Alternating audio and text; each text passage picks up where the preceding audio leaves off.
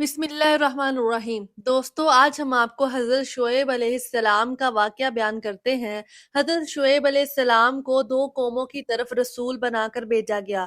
एक दिन मदियन और दूसरे असहाब ईका।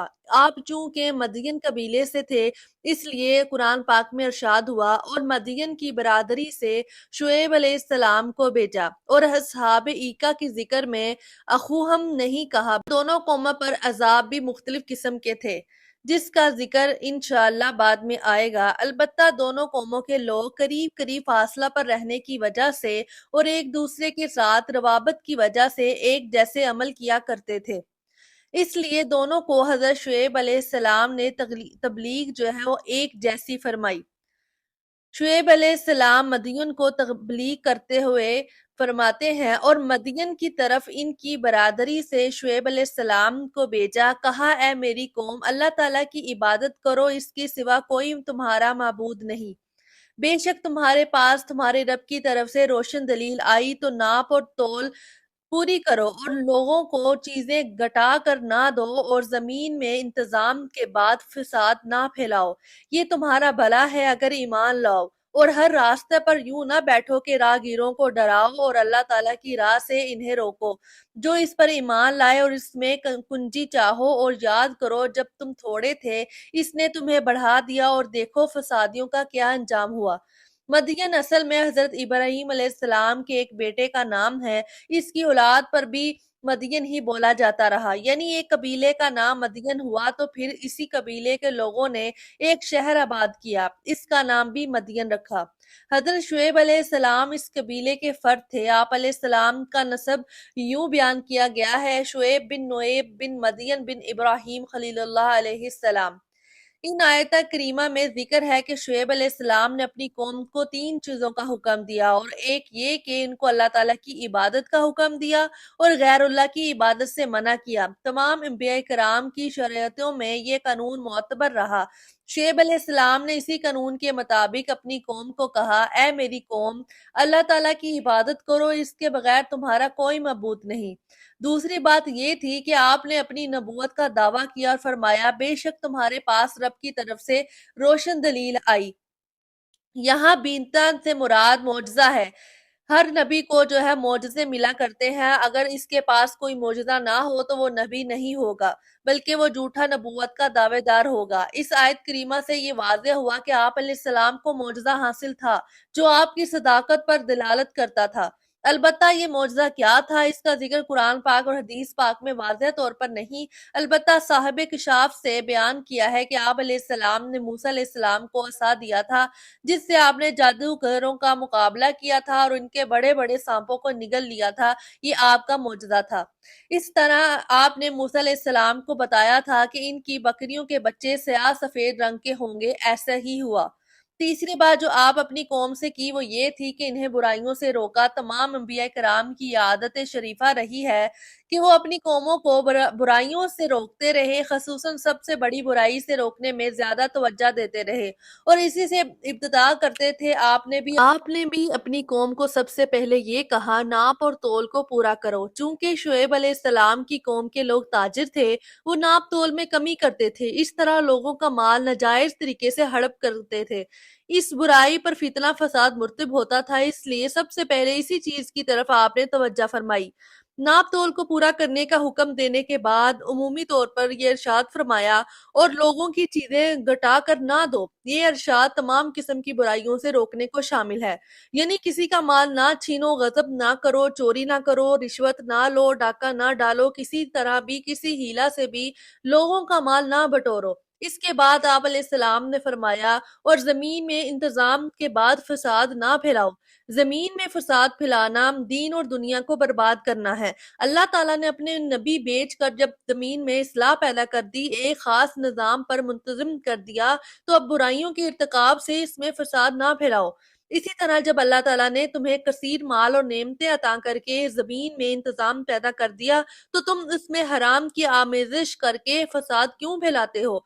ان تمام امور کا مقصد یہ ہے کہ تم اللہ تعالیٰ کے امر کی تعظیم بجا لاؤ، یعنی اللہ تعالیٰ کی وحدانیت اور اپنے نبی کی نبوت کو تسلیم کرو۔ اللہ تعالیٰ کی مخلوق پر مہربانی کرو، اگرچہ تم تمام مخلوق کو نفع تو نہیں پہنچا سکتے، تم فساد کو چھوڑ کر، کم تولنے کم ناپنے کو چھوڑ کر اور ہر قسم کے شر سے دور رہ کر اللہ تعالیٰ کی مخلوق کو تکلیف سے تو بچا سکتے ہو۔ اگر تم ایمان لاتے ہو تو تمہارے لیے اللہ تعالیٰ کے احکام پر عمل کرنا ہی بہتر ہے۔ شعیب علیہ السلام نے اپنی قوم کو کہا، اور ہر راستے پر یوں نہ بیٹھو کہ راہ گیروں کو ڈراؤ، اللہ تعالیٰ کی راہ سے انہیں روکو جو اس پر ایمان لائے اور اس میں کجی چاہو۔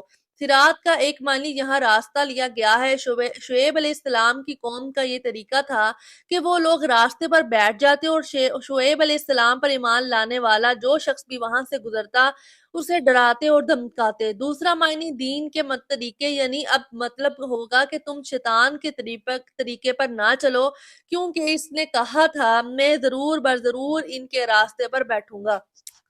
یعنی جس طرح شیطان کا کام ہے کہ وہ انسان کو دینی راہ پر چلنے سے روکتا ہے، تم بھی وہ طریقہ اختیار نہ کرو۔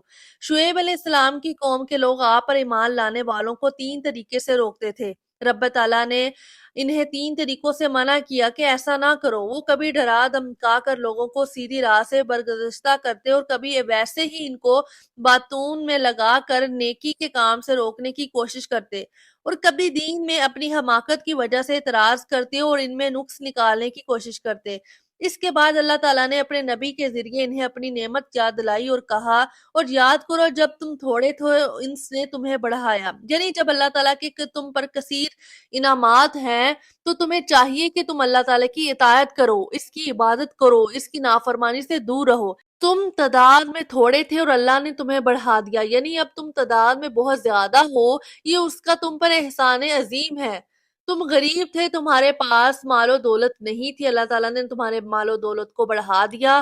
حق تو یہ تھا کہ تم اس کے عظیم احسان کا شکر ادا کرتے اور حلال طریقے سے مال حاصل کرتے، لیکن تم نے تو حرام طریقے سے مال بٹورنا شروع کر دیا۔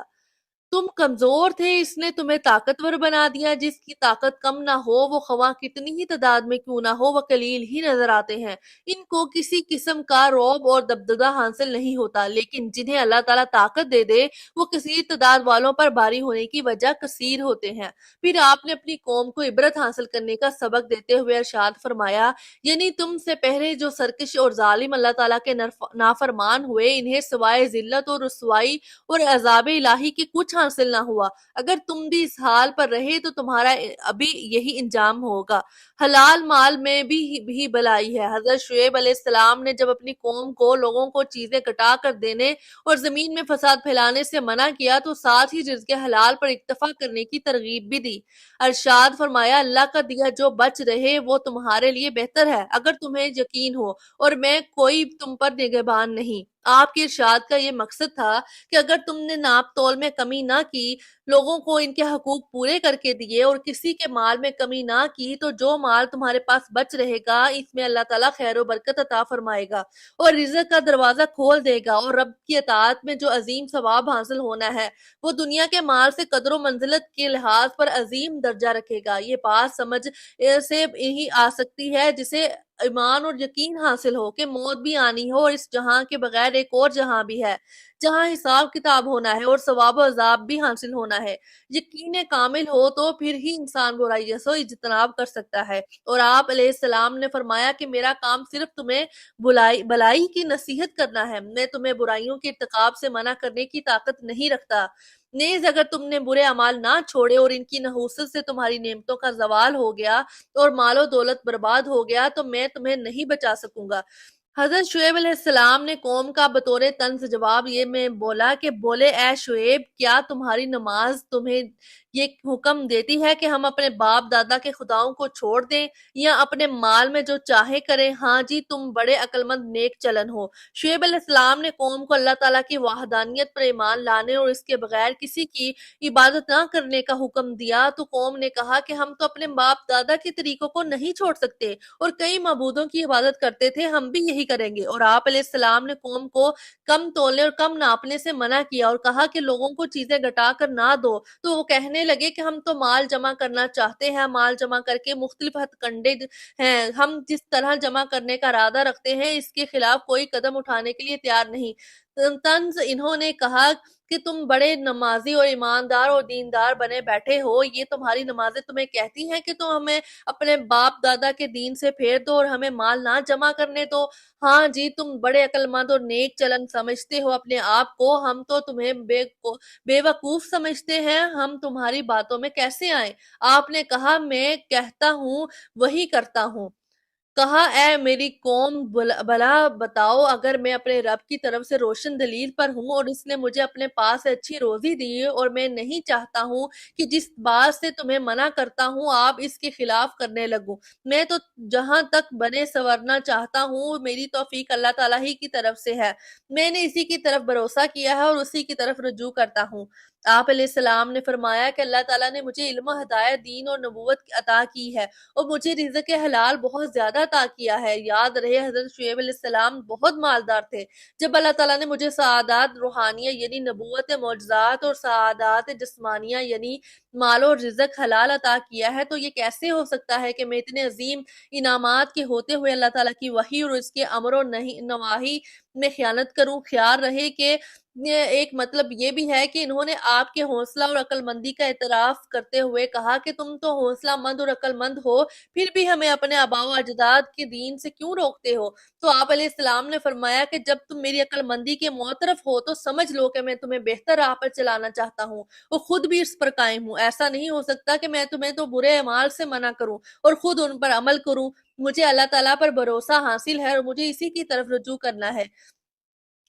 और मेरी कौम हरगिज़ ना उकसाए तुम्हें मेरी अदावत अल्लाह ताला की नाफरमानी पर मुबादा पहुंचे। तुम्हें भी ऐसा अजाब जो पहुंचा था कौम नूह और कौम हूद या कौम सालेह को और कौम लूत, तो तुमसे कुछ दूर नहीं और मगफरत तलब करो अपने रब से, फिर दिलो जान से रुजू करो इसकी तरफ, बेशक मेरा रब बड़ा मेहरबान और प्यार करने वाला है। यानी आपने अपनी कौम को फरमाया है मेरी कौम मेरी मुखालफत और अदावत की वजह से तुम अल्लाह ताला के अजाब को हासिल ना करो। अगर तुम इसी तरह मेरी अदावत पर कायम रहे तो तुम भी ऐसे तबाह बर्बाद हो जाओगे जैसे नूह, हूद और लूत अलैहिस्सलाम की कौमें कौमें जो है तबाह बर्बाद हो गई, इनका कोई नामो निशान नहीं रहा। और लूत अलैहिस्सलाम की तबाहशुदा बस्तियां तुम्हारे इलाका से कोई दूर नहीं और उनका जमाना भी तुम्हारे जमाने से कोई दूर नहीं। तुम्हें चाहिए कि तुम अपने तमाम जुराइम को छोड़कर अल्लाह ताला की तरफ रुजू करो, इससे मगफिरत तलब करो। अल्लाह ताला बहुत करीम है, रहीम है, वो कभी अपनी तरफ झुकने वालों को अपनी रहमत से महरूम नहीं करता। तुम्हें चाहिए कि तुम इसकी रहमत से कभी मायूस ना हो।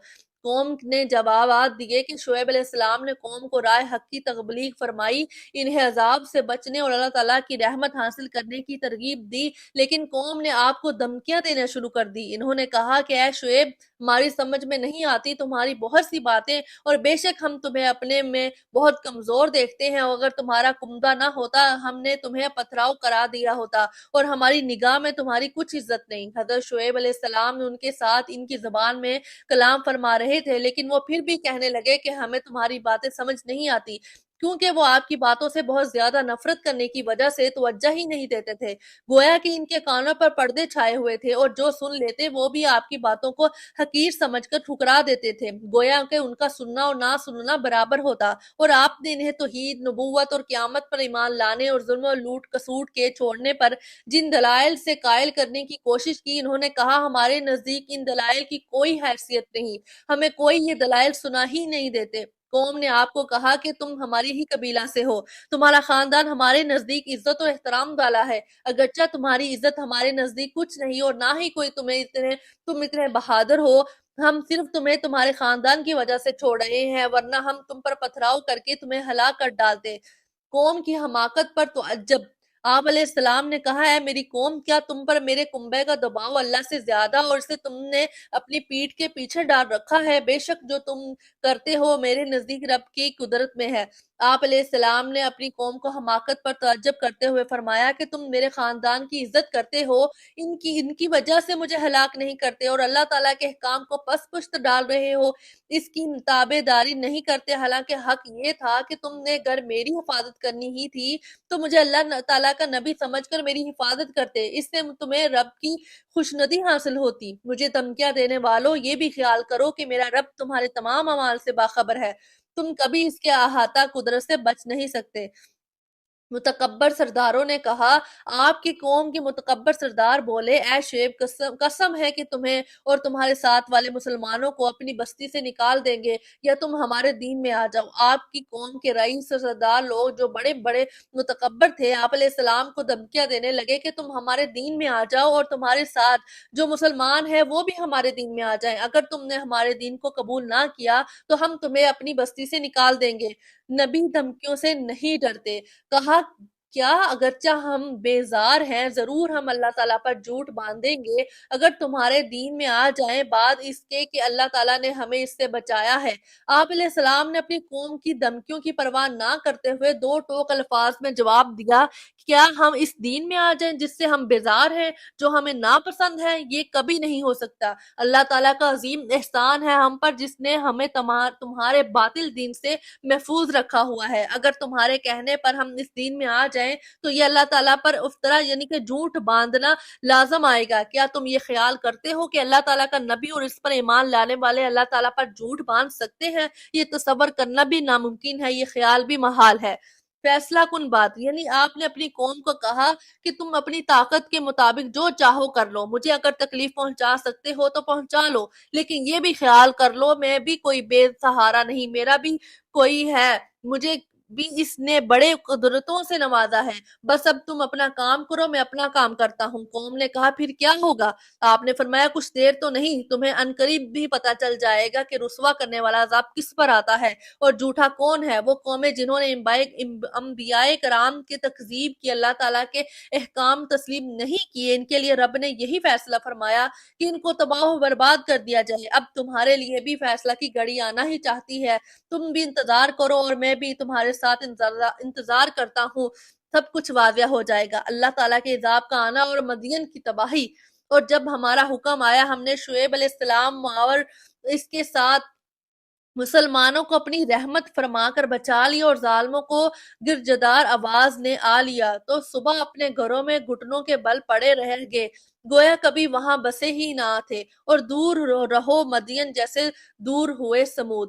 رب تعالیٰ نے فرمایا، جب ہمارے عذاب کا امر آ گیا تو ہم نے اپنے ایک فرشتے کو بھیجا جس کی آواز سے سب مر گئے، اور آواز جبریل علیہ السلام کی تھی۔ جب آپ نے زوردار گرجدار آواز سے انہیں کہا، موتوا مر جاؤ، تو ہر ایک کی روح نکل گئی اور اپنے اپنے گھروں سے سب اوندھے گرے پڑے ہوئے تھے۔ اس طرح ان کو تباہ و برباد کر دیا گیا جیسے کہ وہاں یہ لوگ کبھی بستے ہی نہیں تھے۔ قوم مدین کو ایسا ہی عذاب دیا گیا جیسے قوم سمود کو دیا گیا تھا۔ حضرت ابن عباس رضی اللہ عنہ سے فرمایا، اللہ تعالیٰ دو امتوں کو ایک جیسا عذاب نہیں دیا سوائے شعیب علیہ السلام اور حضرت صالح علیہ السلام کی قوم کے۔ ان دونوں قوموں کو زوردار آواز سے ہلاک کیا گیا۔ صالح علیہ السلام کی قوم کے پاس وہ آواز نیچے سے آئی اور شعیب علیہ السلام کی قوم کے پاس وہ آواز اوپر سے آئی۔ دوستو، جیسا کہ ویڈیو کے شروع میں بتایا گیا ہے کہ حضرت شعیب علیہ السلام کو دو قوموں پر نبی اور رسول بنا کر بھیجا گیا۔ یہ واقعہ پہلی قوم مدین کا ہے، دوسرا واقعہ قوم ایکا کا۔ دیکھنے کے لیے میری ویڈیو کو لائک کریں، شیئر کریں اور میرے چینل کو سبسکرائب کریں۔ شکریہ۔